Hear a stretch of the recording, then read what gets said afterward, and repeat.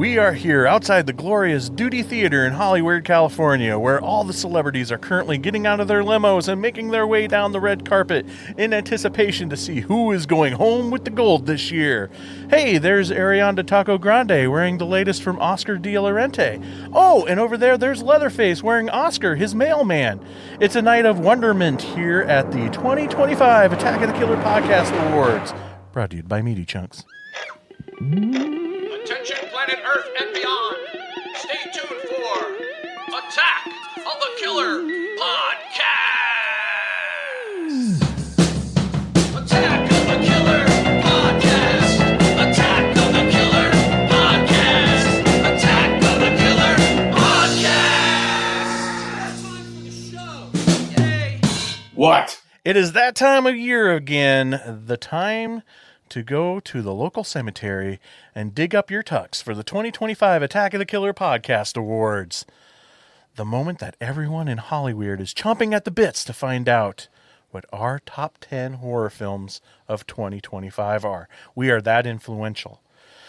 This is such an epic event that we have to do the show in two parts. This particular episode, we're going to be sharing our top 10 through 6, and the next episode, we'll do the top 5. Attack of the Killer Podcast is a horror movie podcast where a group of friends get together and discuss horror films.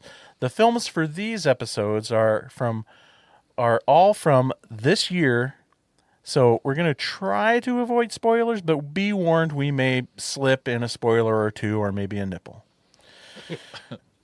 The Attack of the Killer Podcast Awards is brought to you by Meaty Chunks, mystery meat in a can, now in processed and unprocessed. We are also brought to you by Rip 'em Off Insurance, the only insurance company that doesn't waste your money making commercials with cartoon lizards or cheesy catchphrases. No, sir, all your money goes straight into the CEO's pocket. And also, it's brought to you by The Attackers. Becoming an attacker, you become part of the Attack of the Killer podcast family and help support the show. All you have to do to become an attacker is go to jointheattackers.com. There you can become one of the cool kids like these attackers right here. Timothy Lenner, Roman Doppelfeld, Larry Watanabe, Brett J. Royer, Jessica Irish, Chris Cook, Brian Gottsel, Stefan Sitter, Brandy Moore, Andrew Mahler, Rodney Dean, Hutchinson Jr., Carmen DeHague, Abraham Ariano, Andrew Bentler, Bill Fish... Lost part of my list. Fuck. Casey Kelderman, Tony Miller, Mike Clayton, Rose Talashoma, Abe Kirshner, Lisa Cavalier, Holly Berg, Bill Fisher, Greg Dedrick, Sam Lenz, Garth Jacobson, Brett White, Tiffany Dewey, Scott Reevesman, Chris Collins, and Jacob McLaughlin. One of the many perks you get for becoming an attacker is getting our bonus episodes. Now, our next upcoming bonus episode, we're going to be talking about our favorite first-time watches, not from 2025, just ones that we've watched for the first time in 2025. One of mine was, hey, nice try, you almost had me. But if you want to know, love that one. But if you want to know, you've got to become an attacker and listen to for yourself. Again, all you got to do is go to jointheattackers.com and become an attacker today. And now it's time to introduce to you our presenters, the podcast crew. For his acceptance speech, he thanked his legs for all of their support. Brian. I don't accept having to watch this many new movies. Hello, everybody. One of many he thanked in his acceptance speech was his arms for always being by his side. Jason. Oh, so comforting. Hey, thanks everybody for tuning in. We made it through the year. Thank you for being here. During his acceptance speech, he thanked his fingers because he could always count on them. Tad. Many people thank my fingers. Oh, come on. It's a family show. Not anymore. And last but not least, he didn't win anything. So please welcome our very special guest, one half of the Bubble Boys and host of The Wrong Podcast Died, Rod Hutchinson. Hey, everybody. They let me come back. Yay. Welcome back, buddy. Hey. Awesome. And winner of most 2025 films watched. Champion. Fuck yeah. I knew you'd be pissed if I didn't bring it up. Damn right. The winner of most Popeye-themed horror movies watched also. There's Pat a lot of record contenders with for 30 that of one. them. All right, so we're going to get into it. We're going to just go straight into this. We're going to start with our number 10, of our favorite horror films of 2025. I'm so excited. Let's start with Tad. What was your I knew number that was 10? coming. This one was a late watch, and it really it came at number 10, and then it was off the list and back on the list, but I just kept thinking about it, and it left a really lasting impression. And it is The Surrender. This movie stars Colby Menifee from The Boys. She plays, I think it's Ashley, like the person that runs the whole group, and she's stressed the entire show. She is plays a very serious. There is like not 1 ounce of humor in this movie. Does she ever play a character who isn't just permanently stressed the fuck out? No. I know Rod saw this one. Did anyone else see this one? No, I did, yeah. Oh. I wish it had gone bleaker at the end. That's why it didn't make my list, but I really liked it otherwise. Yeah, it's another, like we've talked about one that might be on the list later from the dog's perspective of like losing its owner. This one is about a daughter and a mother losing their husband and father, and the sort of grief that goes with that, and family. And again, I don't want to spoil anything, but shit gets really bad really fast, and it snowballs, and it's a movie about grief, but it definitely takes a horror turn about halfway through. And I had no idea where it was going, which I loved, and it's fucked up but really well made. And this is a feature debut from the director Julia Max, which really impressed me. I think it debuted at South by Southwest, but you can see this on Shudder, and it is fantastic. Mike might like it because it's 3-4 people maybe total in the cast, and they're all in a house. So Nice, okay. What was the name of it again? The Surrender. That actually, knowing it was her first film, kind of bumps it even a little higher in my estimation, because that's fucking impressive for an out-of-the-gate feature. Yeah, she made, I think, 3 shorts before this, and this is her first feature, so really impressive. This will be higher on my list. It did knock a couple movies out for me. Hell yeah. Jason, what's your number 10? My number... Oh, man, I can't believe we're finally here. Just a whole year of watching these movies. Year in the making. Oh, my gosh. How exciting. My number 10 is not going to surprise anybody. This is easily... it should be higher. Should be way higher on my list. I'm talking about... Still time. Holiday Touchdown, A Bill's Love Story. It's a Hallmark movie. It's fucking so good. That was supposed to be funny. It's I'll put the crickets in later. Oh, guys, it's so good. It's a football love story Hallmark movie. I cried so many times. It's not even...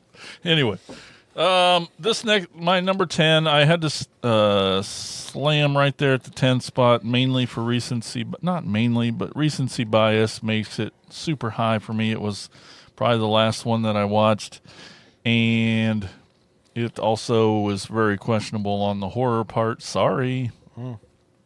But my goodness, I loved it. By Yorgos himself, Bugonia. Hell yeah.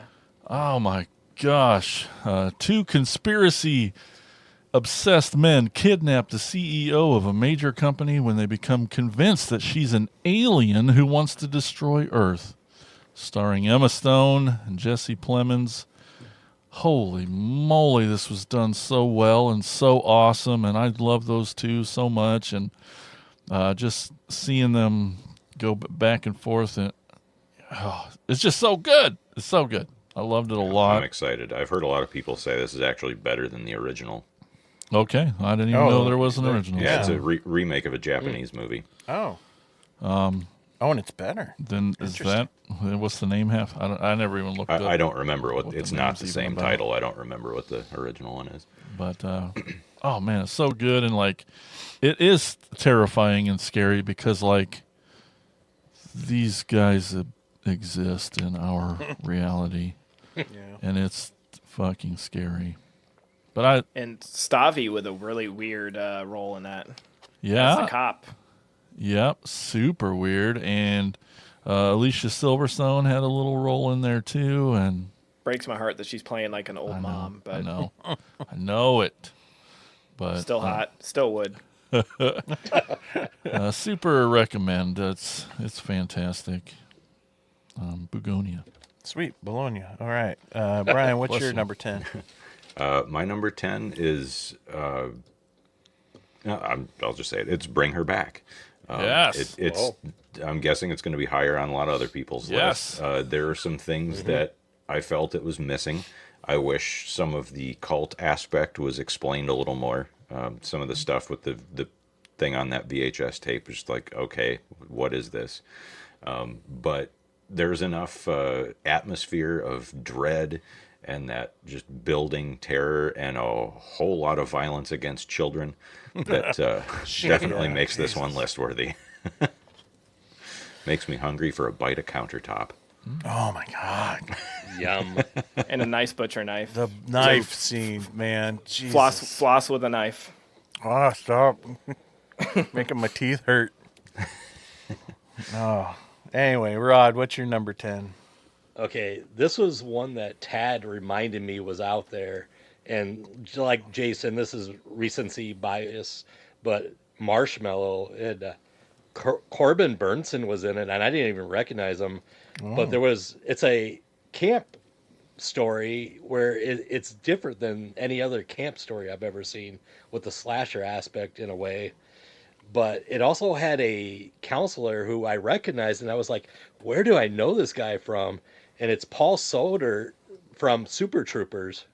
Oh, wow. And I was like, God damn, I know who he is, but I can't think of, because he looks completely different.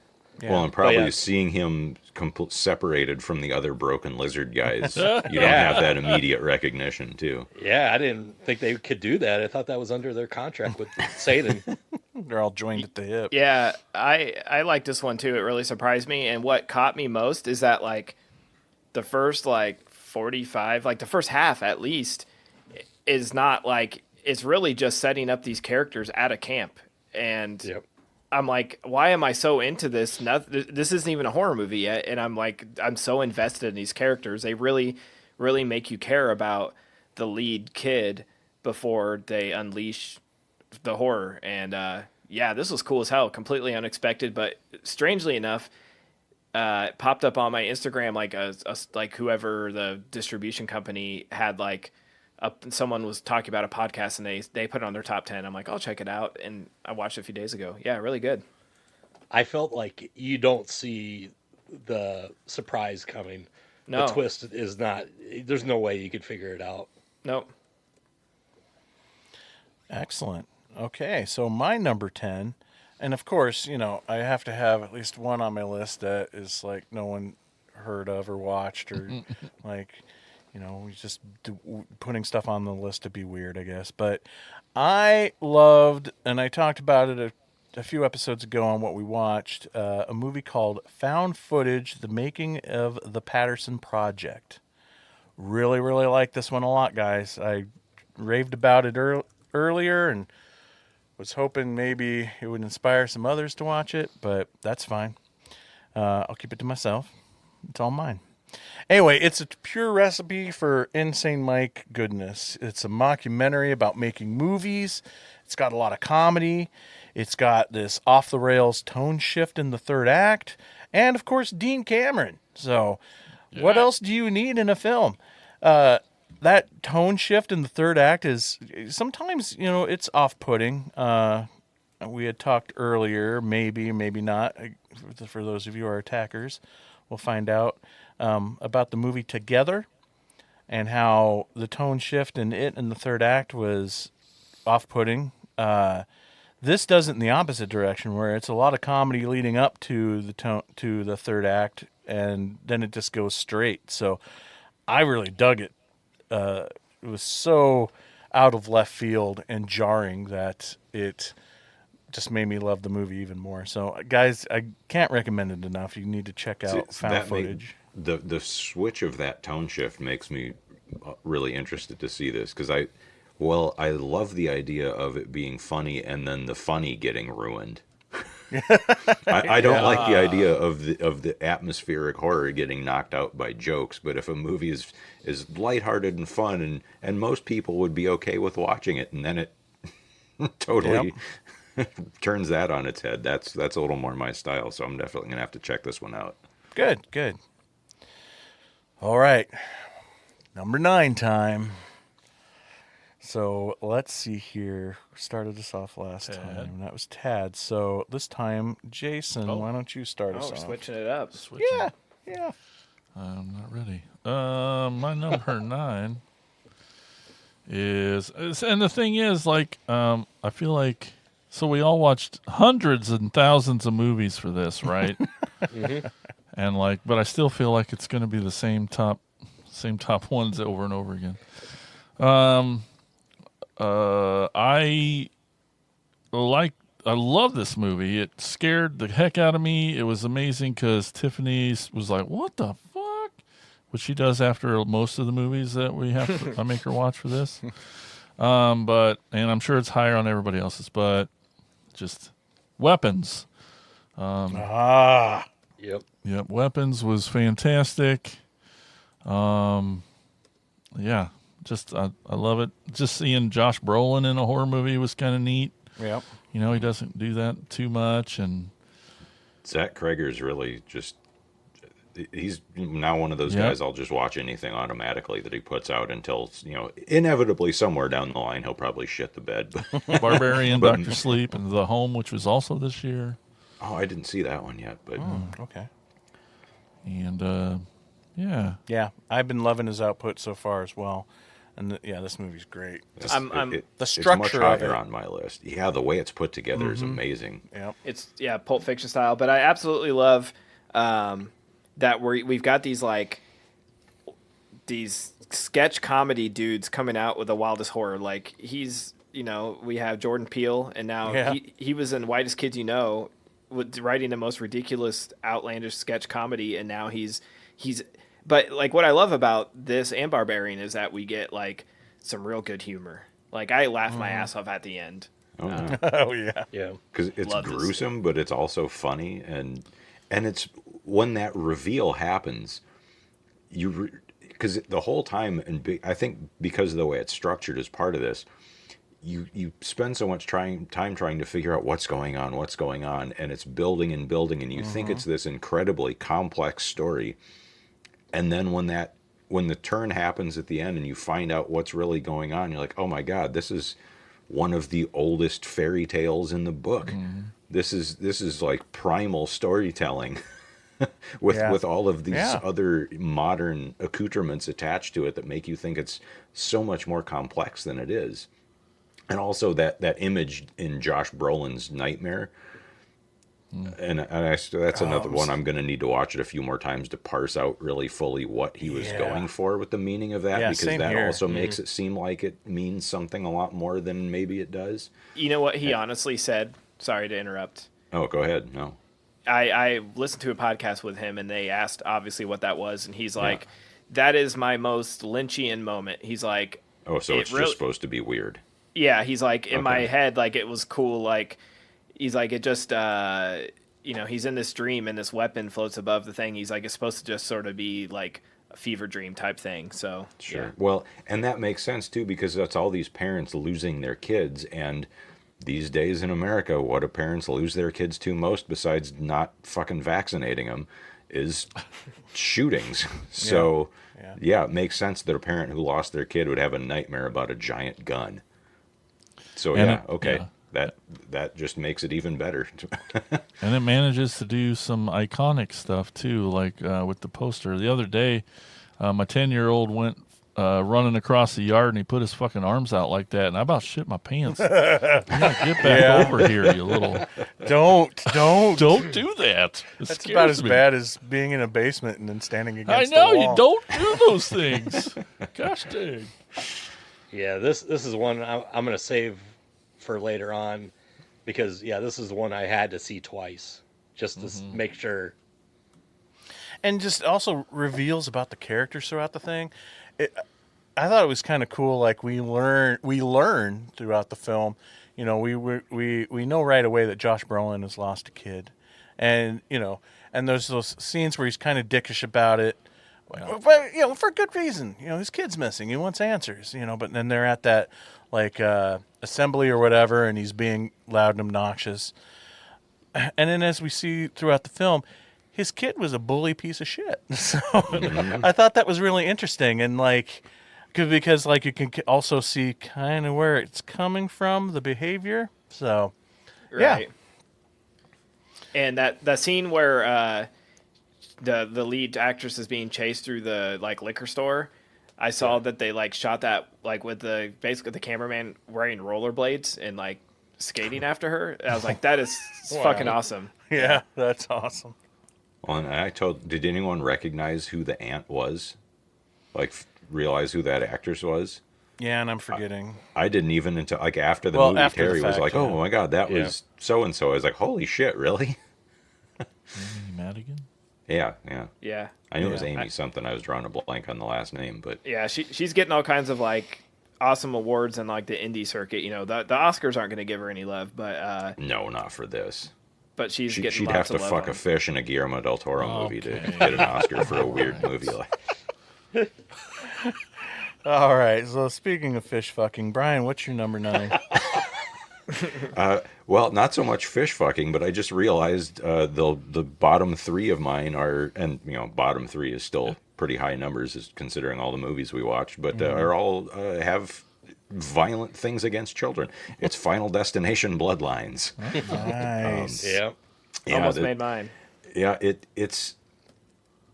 And, obviously there's nothing deep about these movies, but your top 10 movies don't necessarily all have to be things that made you feel all the feelings or spoke to you on some level. Sometimes it can just be shit that you had so much goddamn fun watching that you can't wait to turn around and watch it again. And I love all the Final Destination movies to some degree. There are a couple of them in the middle of the series that are kind of a step down, but yeah, this one is kind of a return to form. It's I don't know, probably second best, maybe top best in the franchise. And that could also be recency bias, like you were talking about. But it's got an incredible opening disaster, including a kid getting turned into fucking pavement pudding by a falling piano. It's the gag with the MRI machine. Oh, is freaking hilarious, man. So funny, and yet it also made me sad because it happens to my favorite character in the movie. Yeah. Like when he finally decides, okay, I'm going to go on this cross-country trek with you insane people to stop death or whatever, and he gets mad at them for not doing a nut check because his brother is allergic to nuts, and then he goes, nut check again, and slaps him in the batch. Yeah, just thinking about this movie is making me all smiley again. It's so much fun. And again, it's not perfect. Like some of the stuff I get that the grandma in the cabin was, necessary to the plot, but I think it would have made more sense if she was in some kind of survival bunker and not in a rickety ass cabin surrounded by razor sharp rusty metal. Yeah. That seems like if you're trying to avoid death, to be the worst fucking possible place you could be. But yeah, overall, I loved it. Plus, we got to talk about this on The Wrong Podcast Died, minus Jason. Shameless plug. Yeah. It's my favorite of the Final Destination films for sure. And it's like you said, Brian, it's a return to form, but I also feel like doing some new stuff too that's never been done before without straying from the formula of these films. Right. Well, and I think we talked about this when we all saw it and did our roundtable with the franchise earlier this year, but it's the first one that really sets itself apart from the inciting incident in the very first movie, because they were getting to the point where, although I love the ending of the fifth one where you find out it's a prequel, but the fact that they were just at that point bending themselves into pretzels trying to tie it back to that original continuity somehow, like that I felt like was going to end up killing the franchise. And so I think they made a very smart move in this one, setting up a whole new disaster decades ago that they can now play off of for another 3 or 4 movies Yes. without needing to, to reset. So, or they could come up with a completely new thing. Either way, doesn't matter. I'm just ready for more of it. Yeah.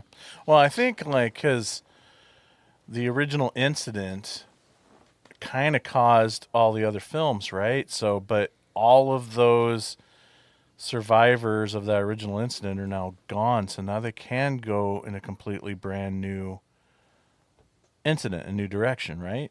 Or am Right, I yeah, that's what I remembering mean. That they're no longer trying to make it Yeah. so the continuity through all the movies is the same. This one Yeah. kind of broke that mold, so now they're free to do whatever.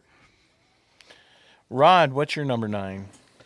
My number 9 is actually a recent watch again, and I had to think about this one for a while, but it's The Ugly Stepsister.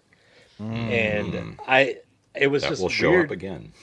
Yeah, it was just weird that this showed up on Shudder, and then less than a week later, it got an English dub version too, because it's a Norwegian film. Yeah. But yeah, just a dark reimagining of the Cinderella story. It From a was different really good. lens too, which is Yeah. cool. And in this one, it was like I don't know if I'm supposed to cheer for this Elvira, this stepsister, or what, and then you just hate her later on, and I don't know. It was just such a thought because I mean we've all heard the story, Cinderella story. It's been told many times. There's Careful been horror spoilers. movies, yeah, but yeah, this one was just it got me somehow. Yeah. Because it's horrifying. I mean, the fucking eyelash Yeah, sequence. Oh my god. Dude. And the tapeworm. The fuck yes, Tapeworm, the tapeworm. fuck all that. Yes. It's just such a pretty film that has disgusting parts in it. Like it's so soft, shot out of like slight out of focus that sort of has that like 70s Technicolor look to it while it's a period piece but it's has such hard edges. I love the juxtaposition. I'm like this is absolutely up my alley where it's like complete style, like just so much style on screen. I loved it. Yeah, and to be such a beautifully made, beautiful looking film, and then for your final image of the film is the one that we get. It's like that's like John Waters shit right there. Just to Yeah. have that be your final image. Yeah. Tad, what's your number 9? My number 9 is also The Ugly Stepsister. awesome. Me and Rod are on the same page here. I don't have a whole lot to add to it. This one came out of nowhere. I am not a fan of period pieces, but this is not your typical period piece. It's just like I said, really cool, stylized. I love the production, like the set production, the look of it, the cinematography. Like you could watch it on mute and it's awesome. But then it's just overall performances were great. I was totally invested, even though you sort of know the story, but not as gruesome as this. When she wants to put on the slipper so bad that she cuts off her toes and then cuts them off on the Yeah. wrong foot, so she has to do it on the other foot. It's totally fucked and so gnarly. I was almost expecting them to go the Chinese foot binding thing where she was just going Yeah. to have him smash the bones crush. in the middle and like fold it in half or something. But Yeah, crush her feet. Yeah, I mean, even in this one, you don't really cheer for the Cinderella character either because she's somewhat A bad spoiled too. bitch. Yeah. Yeah. Yep. Absolutely. and it's like, first of all, I love that a Norwegian movie is making everyone's list. It seems Yeah. like, but you kind of feel sorry for her, but then there isn't a purely you're just rooting for them character in the movie. Everyone's a little shitty, it seems like. Yeah. At least the out of the main characters, there are some supporting characters that are just they're okay, but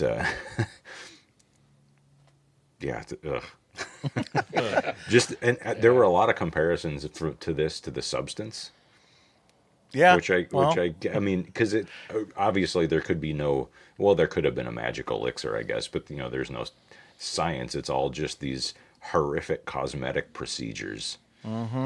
With Yep. medieval. It's all about body image and the horrible means to achieve the image you want. Yeah. The one weakness it has a little bit, I think, is like you can kind of tell that the ugly stepsister is actually hot from the get-go, and they just like put some Yeah. stuff on her to make her.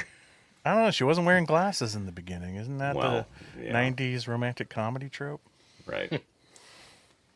Well, I will say real quick that it unfortunately didn't make my list. And I think maybe it's a situation like you guys were talking about before of like watching it late bias, but mine goes in the opposite direction. I think the movie needed to sit with me longer by the time I did make my list.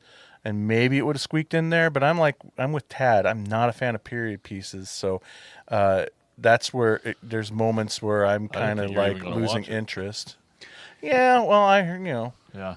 The there fact for that the everyone gore. keeps saying period piece makes me think I'm kind of surprised there wasn't a bunch of horrific period blood gags. All right, so then that leaves me for number 9, right? So my number 9, I feel like every year it's a lot of horror comedies, man, on my list. I don't know what's up with that, huh? So my number 9 is Death of a Unicorn. And as much fun as I had with this movie, it's so low on the list just because, man, those CGI unicorn scenes towards the end really almost ruined the movie. But Especially since so many of them they could have done it with a prop. yeah, Like yeah. there were I get some of the moments they need, like when they're running along the highway at the end. That Yeah, but there's no way. I almost But just there don't were want that either, though. right, but there were so many shots earlier in the movie where you haven't seen the whole creature yet. That they use CGI. And it's like, why they had the puppet head. Why not just use? I don't know. Yeah.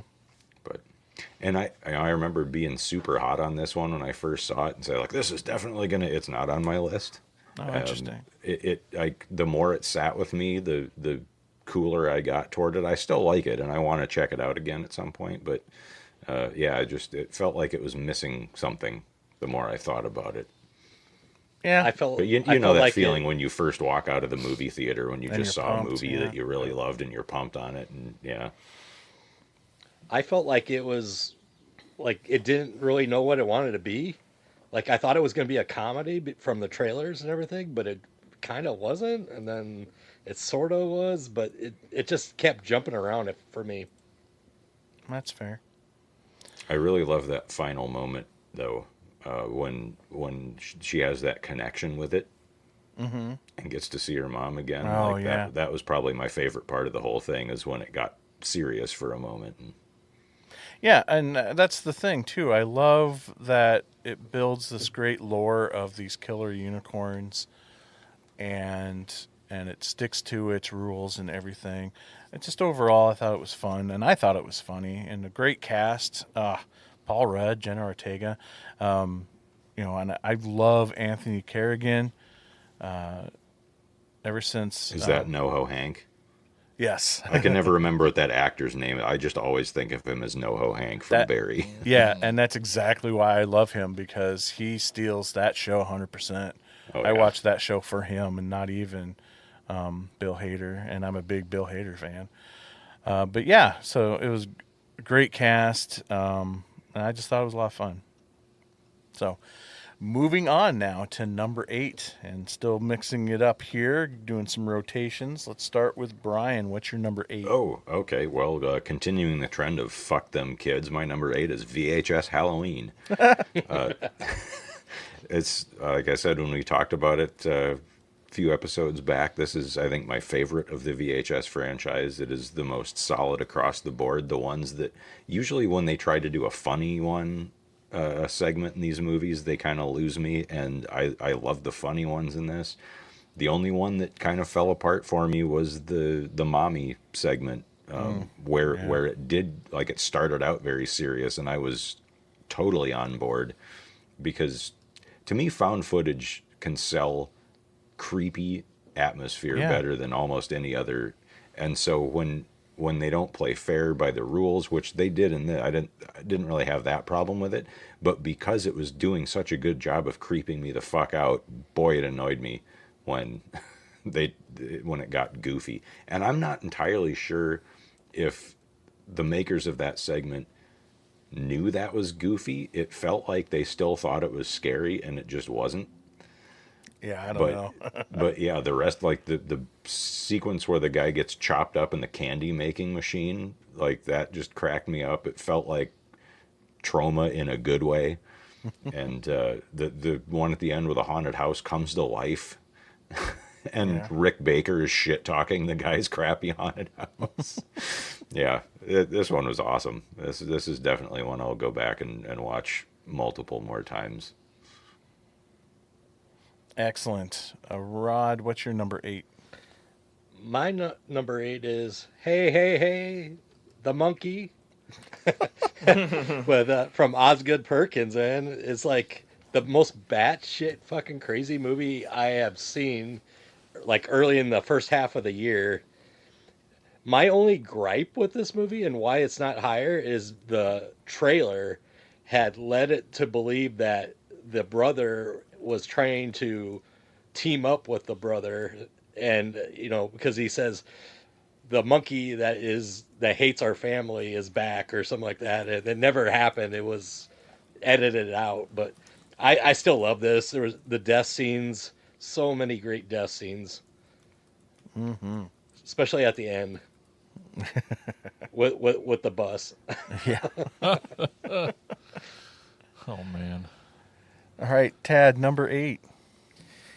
This is one that another one that I debated on because I don't love putting sequels on my list, but it's the Black Phone 2, and it probably a lot of it has to do with expectations. I'm like, what the hell do you do with a Black Phone sequel? How do you follow that up? Because he's dead at the end, died. and yeah, but we watch horror movies. We know that the killer dies at the end of every movie. So I thought it was actually really cool, and did everyone besides Mike see it? I think, right? Mm-hmm. Yep. Yeah. Yep. Definitely. Like I think I said this when I talked about it on what we watched. Sort of has the vibes of a Nightmare on Elm Street movie. I love that it's like set in the winter, in the snow. Mm-hmm. I'm a sucker for that. I thought bringing back the original kids was really cool and really Yep. emotional. Setting it in the future and not doing a Stranger Things and trying to pretend that it's like the kids are now older and time has passed. But yeah, I thought performances, really creative screenplay, shot well. I really liked it. Excellent. Yeah. I liked his ice skates. They're really Yeah. nice. Cool ice skates. Can't wait to see it. Jason, what's your number 8? My number 8 is a movie that I heard from everyone who saw it that it was going to be their movie of the year, and so hopefully I Uh-oh. spoil too much of it. No, I mean it's great, and I It's on loved your it. top 10 still. So. Yeah, still my top 10 out of the thousands I watched. Sinners. Whoa, damn. Okay, so Yeah. I'm interested, especially from a musician standpoint, how this one wound up. So low. Yeah. Oh, it was awesome. I loved it a lot. Yep, Michael B. Jordan and Haley Steinfeld. Yeah, it's great. Well, spoilers. That's my number 8 as well. Hey, all right. Yay! Welcome in. Thanks. I mean, my thing is I didn't know it was going to be a musical. First off. Okay. But Yep, and your hatred of musicals. no, I love musicals. No, but seriously though, the music stuff is all great. Mm-hmm. Yeah, I thought it was like brilliantly crafted, so well shot, edited, and lit. It was such a beautiful film. The costumes, the set design, the effects, the sound, the score, everything about it was just like top notch. I felt it was a bit too long in the tooth on the first half. Once it gets to the party stuff in the barn or their whatever they call their little The business juke thing. joint. Yeah, there you go. That's when it really kicks in for me. Even though there's moments that just kind of like drag on a bit. again, like I like the musical numbers, but there's some of them that I just felt like it was just like a bit too long. Like the big one, which was really cool, with like the transitions to like future, with all the different styles yeah, of of that music this music born out of African influenced, music. yeah, mm-hmm, And we watched that again just a couple of weeks ago, and you know the first time we saw it in the theater, I was like, how the fuck did they do that? And watching it again, because I assumed, okay, there had to be some trickery, but I don't think so. I think that like it, and maybe I'm wrong because I'm not a cameraman or anything, but God, that feels like they did it all in one shot and it looks just like planned it, it yeah. out so intricately to where like the Bootsy Collins guy and the tribal dancers and the rappers and all these different were there off just to where you Yep. couldn't see them. So when the camera moved to one place, somebody would give the signal and they'd run in. So when the camera swooped back around, they were there. Like it looks completely organic. The part of Like that sequence is just amazing. yeah, the part of that sequence doing it in that style is even more amazing when you learn that, or I read somewhere that all the music, those musical numbers were recorded on set while filming it. Wow. Yeah. So to be able to do those cool pulling in and out of those characters, and then still like all the music is live, like that's insane. I just felt like it was a little too long, but that's just me. Dude, my favorite part of the whole movie is that early mid credit present day wrap up. I just thought that was so awesome. You know, and then that moment they have together in the bar When there they at the meet him end. again, and when Yeah. and to have a real blues legend play that part Yes. was Yep. even cooler. See that this is a movie that I do not feel the length at all, and that first half of it, I'm having such a good time hanging out with all these characters. Like I didn't even need it to turn into Jim Crow from dusk till dawn. Like Yeah. I would have been fine. Like Michael B. Jordan. I mean, everyone's performances are amazing, but his especially playing the two brothers, at the same time, and fucking Delroy Lindo. Yes. That scene where they're driving down the road, and they drive past the chain gang, and they're asking if he knew them, and he tells that story he tells is fucking heart-wrenching, and his performance is just I mean, he's one of those actors that every time he shows up in something, I'm like, oh fuck yeah, well this is gonna be good. At least his part's gonna be good. Yeah. But and the guy, I can't remember the actor's name who plays the lead vampire, but I mean, he's great, and the bit where they all sing the Rocky Road to Dublin as kind of a call and response to the music coming out of the juke joint, and when he and his two new recruits first walk up and ask to come in and play some music with him, and they're of course immediately suspicious because these are a group of white people coming up to a black establishment, and they ask if they're with the KKK. And his response is like, "Ew, no! I'm an ancient supernatural blood-sucking monster. I'm not a fucking asshole." Yeah, I mean, I talk about how maybe it's a bit too long, but at the same time, I don't know. In Yeah, the what first would half, you cut? I don't know It's- what I would cut, because there's so much great character building in that first half that you really need. That supports the emotional flip when you get to the weird stuff. Yeah, exactly.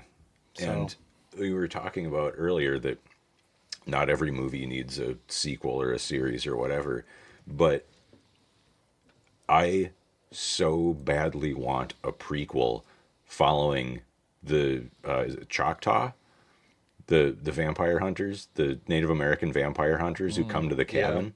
Like I want a whole movie hanging out with those guys next. Yeah, that part definitely it left it way too open, and I kept wondering, yeah, what else did they do with these guys? Like, I want more of that. Cool. So, Jason, you originally had this as your number 8 first. Do you have anything else you wanted to add to that? Nope, I agree with all that. I thought it was Wonderful movie. Okay. And Tad's just quiet all the way around on this one. I'm assuming he's probably going to be talking about it more later. Yeah, I loved it. I don't really have a whole lot more. I mean, I've talked about it on what we watched, True. but I'll talk about it later a little bit more. Okay. All right, so then it's time to move on to number 7. Rod, let's start with you. What is your number 7? So I chose The Long Walk, based off of a Stephen King pen name, Richard Bachman.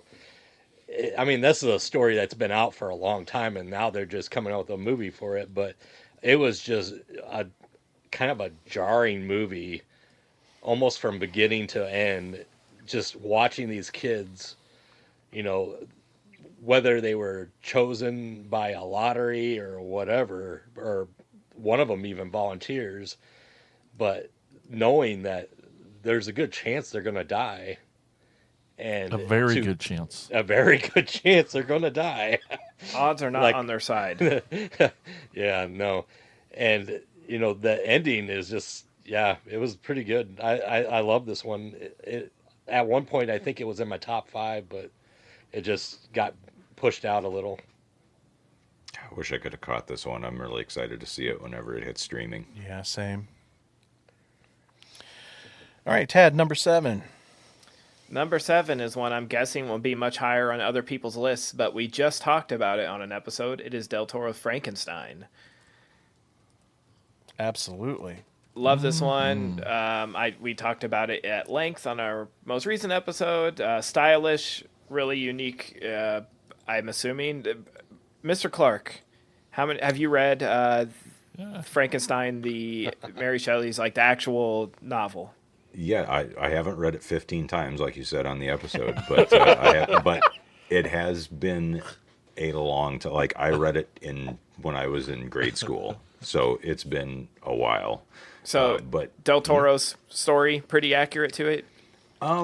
Yes and no. We can talk about it now, or we can get to it later. It's on my list too. Well, I'll let you have that when it comes to your round. But okay. I just really like this take on it. It wasn't, my top film of the year. I think it's going to get a lot of the technical Oscars because it's so beautiful. Set design, costumes, makeup, hair, all that. Of course, the Del Toro movie is a treat to the eyes. And, I mean, he's the perfect director to do it. And I mean, it's been his passion project. Like he's always said, if there was the one movie he always wanted to make from the beginning of his film career was Frankenstein, and he finally got to do it. And it sucks that he had to do it for Netflix and not a major studio to have a wide theatrical release. But I saw an interview with him say, look, the option was to make my dream movie and have it be on Netflix because they're the ones who gave me the money, or to not make my dream movie. So what would you do? Yeah. Okay, then it's your turn, Jason. Number 7. Oh, look, mine was also The Long Walk. Awesome. So fucking good. Mark Hamill's in this movie. I didn't even recognize him until halfway through. I know that voice, but he doesn't, with the big sunglasses, didn't recognize him. I'd seen enough Joker, animated Joker to know that. And Cooper Hoffman can definitely be a lead. He's amazing, son of Philip Seymour, and he was looks like him, just outstanding. And I thought Charlie Plummer's he's the perfect little shit. Mm-hmm. What a little shit, that guy, and he's so good at that in this small role from Judy Greer, but also love her. What a great story. I don't know the book or the words part, but the movie part, man, what a not fun, but interesting way to meet all these people and hear their stories and experience their lives in this crazy mixed up future. I think we're just really lucky to get both perspectives from Stephen King. Like, what if you had to run to win a game show, and what if you had to walk to win a game show? Yeah. Yep. So original, that guy. But yeah, it's a long walk. Number 7. All right, Brian, what's your number 7? Well, mine is one that hasn't been super easy to watch until just very recently, so I'm guessing probably the rest of you haven't seen it yet, but I know at least some of you are fans of the Bandit Pictures guys. It's Gush. Has anyone had a chance to watch this yet? It is on Tubi now. Nope. Okay. Nice. Oh, okay. Yeah, so directed by Scott Shermer and Brian Williams, and starring Ellie Church and Alice Winkler and Jason Crow, as most of their movies do. Oh, nice. Yeah, I would say this is Ellie Church. Like, she should win some awards for this. Oh, This wow. is like a career best She's performance. so great. Cool. She is, and this is just. I mean, the emotional depth she goes to in this one are really impressive, because like their movies don't tend to be really touching and emotional. There's a lot of brutality in them, and there are a lot of interesting ideas, and like I love all their stuff, but mostly it's about atmosphere and weirdness and ick. And so this one, she plays a writer who was she was got in a car wreck while she was pregnant and lost the baby. She's taken to drinking to kind of cover up the pain, and this is causing a rift between her and her husband, played by Jason Crow. And so she's like, okay, I need to finish the new book in my series and just kind of try to move on with my life. So she goes out to this cabin out in the middle of nowhere to be alone and work on her new book, where she meets this kind of maybe sort of weird supernatural muse fairy entity played by Alice Winkler. There's lots of nudity and making out. And she kind of gets over what's going on, and kind of doesn't. It's also not just about this character going through this journey, but it's also about how the entertainment industry can use creatives, how they're treated as commodities. Like, we only care about you as far as you can give us your next blockbuster book, kind of thing, or big movie, whatever. So yeah, it's really, really good. Again, I got the Blu-ray through the Kickstarter a long time ago, so I've been hot on this one for a while, but it's finally hit some free streaming platforms, and it is well worth a look. Excellent. Yeah, it's on Tubi. I'll definitely have to check it out. My number 7 is Megan 2.0. Yeah. There you go. Nice. Yeah, thanks. Sorry, go ahead. Oh, I was going to say I should have hit this one on honorable mentions, but yeah, go ahead. I mean, yeah, I had a lot of fun with it. I thought it was really, really fun. Good follow-up to the first one. Yeah, it's just a fun popcorn movie, and that's the stuff I like. So I don't know what else to say about it. The only reason it didn't hit my list is because I didn't feel like it was a horror movie. I mean, the first one is borderline, and this one is like straight up sci-fi adventure. To me, god damn, is it fun. Like, I could not fucking believe how much I like this movie. and that might be why it's lower on my list. But it's pedigreed as far as I'm concerned. And if we feel like Terminator is horror, then why can't Terminator 2 also be horror? And I mean, because me, the this first is the one's a Terminator. slasher movie with a robot, and the second one's an action movie. yeah, but still. But like, I love all the stuff in this one that they put in there for like the real sci-fi nerds, that they don't beat, because like, especially anymore, movies just want to hit you with the nostalgia, the member berries, the references that they rub in your fucking face. And this one has a bunch of that shit, but it's just stuff kind of in the background, except for when she fights the Hajime Soriyama robot at the end. That's pretty obvious. But again, you don't necessarily, like, if you know what that thing is, you know what it is, because it's really obvious, right? You guys know who that is? Nope. He's a Japanese, obviously, famous Japanese sci-fi artist whose robot designs influenced like pretty much all of the metal heroes, like Just Beyond or Space Sheriff Gavan, and RoboCop even. One of his paintings was licensed as a cover of an Aerosmith album. Oh, okay. If you see his art, you'd be like, oh shit, okay, you've definitely seen it. You just didn't Yeah. necessarily know the guy's name. But then like also at that tech convention is the machine from Metropolis. Oh, yeah, okay. Like, but it's just there in the background. Yeah. So it's just one of those, like, if you see it, you go, holy shit, I know that thing. But they don't, like, zoom in on it and somebody says a line with the word Metropolis in it to make you really get it, you know? Yeah. Excellent. Cool. Yeah. Love it. Now we're on to number 6. This is the last. Last round for Round this for this, episode. So, Tad, start us off. My number 6 is one that might be controversial because it's someone on the show said it's not horror. Oh, Oh, And it is Companion. It's one that sort of kicked off this year with horror. I think it is horror. I take it as horror, but that's okay. Your horror. Yeah. hey, it's my number 6 as well. Excellent. Yeah, I really like See? this one. And to think that it was all the way back, I think in February. February 31st or January 31st it came Oh, out. yeah, the end of January. and still it's- this high on the list. Yeah, that there's no recency bias on this one. Really love Sophie Thatcher. Is that correct? Yep. She's awesome. You know, she sort of got her like big break in Yellow Jackets, and now she's killing it. And It's amazing that Beck didn't and Woods end up movies. killing it, because, like, that show took off so strong and then shit the bed so yeah, hard. they just I kept haven't seen making the it new to make season it. yet. Yeah, they're just making it to make it now. It Jack sucks. Quaid, though. Yeah. Oh yeah. Yep, love him. Yeah, I love the whole cast, and then Guillermo from What We Do in the Shadows is in it, Yep. and he's hilarious, and it has some good comedy, and yeah, this to me was a whole lot of fun. Yeah. It is recency bias for me in a way because I just watched it last week.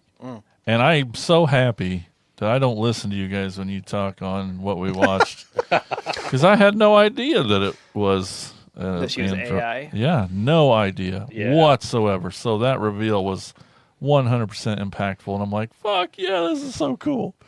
And then the obviously was the main part of the story for the rest of it. But, oh, she's so great and he's so great. And I just loved the way it played out. And it was so fun and smart and gross. And Makes you like feel for what you think is going to be the villain, like yeah, know. a lot of flips on those Yeah. arcs. And, oh, so you're good. feeling for an android. It's like, what the hell? Rooting, But, straight up yeah. rooting. yep.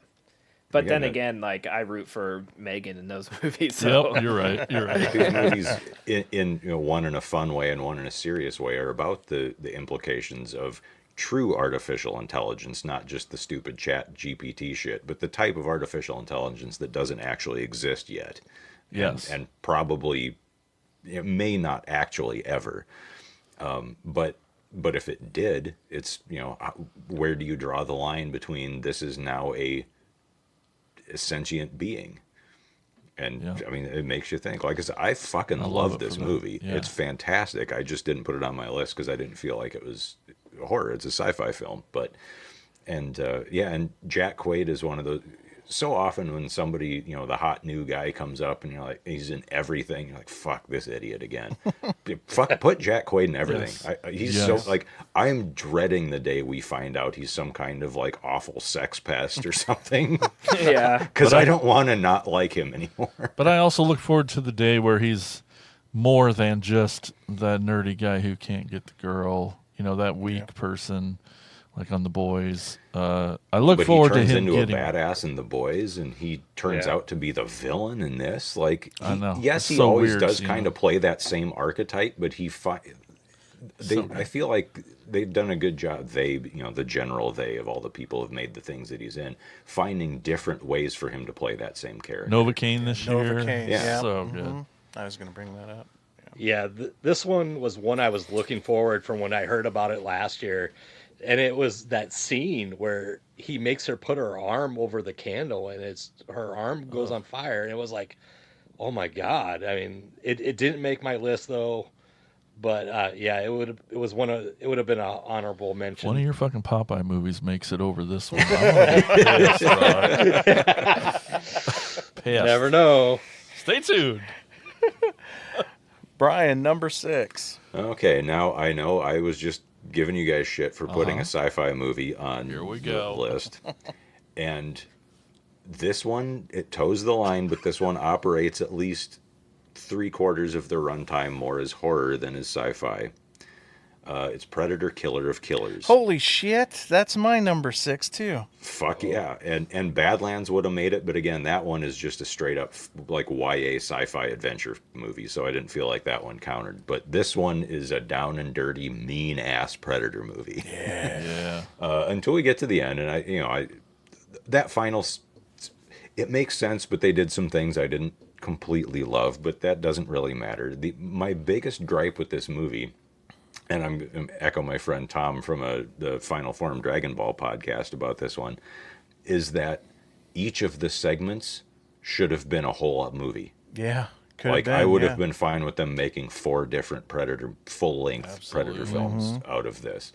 A lot of people griped about the animation style, and well, I get it. We talked about this a bit on what we watched too. That it feels more like a motion comic than a fully animated movie at times.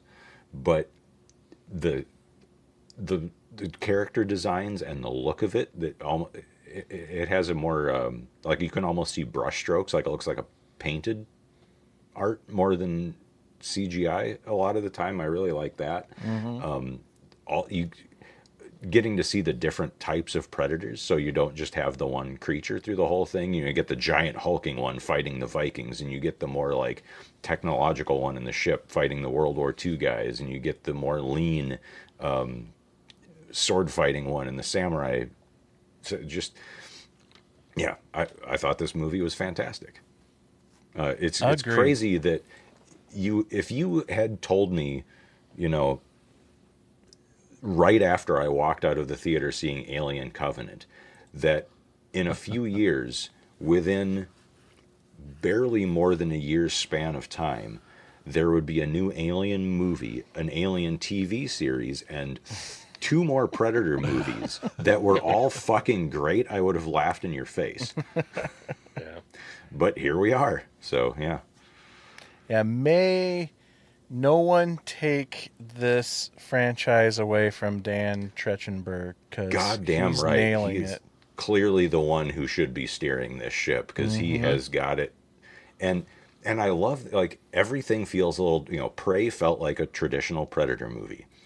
And this one and Badlands, even though tonally and subject-wise they're very, very different, all felt like stuff you could read in a 90s Dark Horse comic. Yeah, And I'm a huge fan of those. Like, I have all the original run issues in a long box up in a closet in the house. Like, and so while a lot of people also were complaining about the departure from, like, Badlands seems weird and too funny, and it's like a buddy cop thing, and this being the the weird animated stuff. But if you go back and read those comics, like they go to some weird fucking places. Oh, yeah. And they're not always great, but they're usually really fun. And these feel like the best of those comics to me, I guess. Yeah, and I think, if I remember right, I listened to a podcast that did an interview with him, and he had to definitely do some pulling from the comics, because the movies don't build any lore around. Oh these, no, the lore around is these all characters. from calling them Yautja. That's a comic book thing. Yep, exactly. And so when I saw that pop up in Killer of Killers, it was one of those, the Leo pointing at the TV meme, like, oh, I know get that reference. Yeah. But at the same time, especially with Badlands, I've heard a lot of complaints that it departs from that lore. And I'm thinking, okay, I get it, because I love that stuff too. But you can't be so hidebound to a 40-year-old comic book that only dorks like us read to be like the absolute chiseled in stone 10 commandments of the franchise. Like, there's room for all kinds of stories, and Exactly. that's something I love about both the Predator and especially the Aliens franchises. Is there's room for lots of different stories. Like, Yep. what do people want? Just the same goddamn Predator movie again? Like, we've had that over and over again. Let's see something new. Yeah. Yeah, and he's getting to basically write the Bible for the Predator world at this point. So, why not let him do, a departure from it? And Yeah. if Star Wars taught us anything, comic books doesn't have the comic book versions don't have to be canon at all. So, I say just let him keep doing what he's doing, because it's even you said like Prey is a traditional Predator movie, and I agree to that just to a certain point, but it's still so much different because Yeah, well, guys, the bones of it are traditional, like Yeah. the general structure. But yes, there are things that are different. but I'm just saying, guys, I've never really been that big on the Predator films. I appreciate the creatures. The movies are good, but it's just never anything that I've latched onto. But I've been latching on hard to these films that Dan's been doing. So he's doing it right, in my opinion. Did you see Badlands? I still haven't seen Badlands yet, but I've heard all the concerns, and it just makes me want to actually see it even more. Bro, Yeah, Disney just made it a Marvel Predator movie. I just want to get Brian pissed. I mean, that if you don't like it, that's fine. And I get there. I Are liked some, it. I there really are liked it. If there are some Disneyfication things that, like, okay, they didn't necessarily need that, but I still, well, we're gonna wind up going. We can talk about that on what we watched, Yeah. unless ask- Badlands pops up on somebody else's list, and then I'll go off on it. But I was going to ask Rod if he saw Killer of Killers, but it's the one out of the 1,000 he hasn't seen. So. Yeah, I know it's one of them, and I remember listening to your episode about the animated ones, but yeah, I haven't caught it yet. He just doesn't like cartoons. I don't like listening to your episodes either. All right. Well, in that case, then, Rod, what's your number 6? So mine is already been mentioned, Final Destination Bloodlines. And Hell yeah. this is my favorite Final Destination because I've never had one bring a tear to my eye. Oh, And I know what you're talking about. Yeah, I mentioned it on the wrong podcast episode, but yeah, I like to think of this as Tony Todd's swan song and not whatever that crap movie was that put all those horror. the one where they celebrities in shot it. at the convention, yeah. Yeah, screw that shit. This is Tony's last.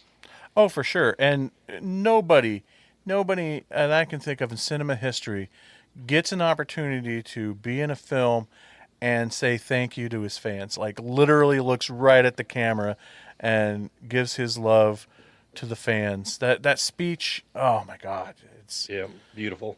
Mm-hmm. It's perfect for this whole franchise and Yeah. for him. all right. That is where we're going to leave off until next time, when we will cover our top 5 for the year.